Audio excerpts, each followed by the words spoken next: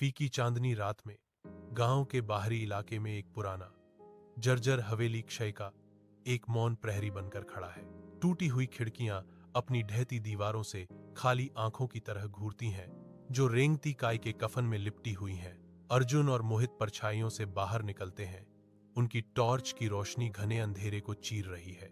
जैसे ही वे हवेली के करीब आते हैं, उनके चेहरों पर एक कच्ची जिज्ञासा और एक भयावह डर की झिलमिलाहट नाच उठती है।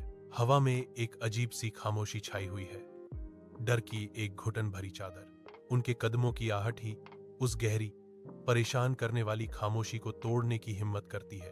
अर्जुन और मोहित हवेली के विशाल लकड़ी के दरवाजे के सामने खड़े हैं।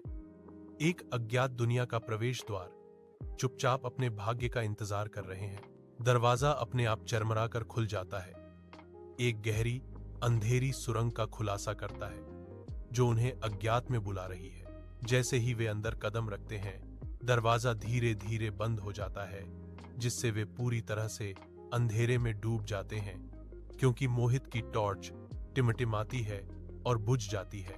परछाइयों से एक अशरीरी आवाज गूंजती है, एक रोंगटे खड़े कर देने वाली फुसफुसाहट।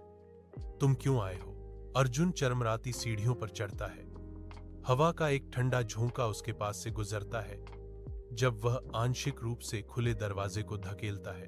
उसके सामने एक धुंधली, पारदर्शी आकृति उभरती है। एक बूढ़ी औरत जिसकी आंखें गहरे रसातल जैसी हैं। कांपते हाथों से वह दीवार की ओर इशारा करती है, जहां खून से मुझे न्याय दो लिखा हुआ है।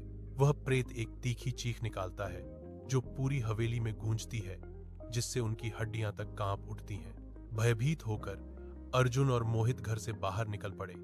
उनके दिल जोर जोर से धड़क रहे थे।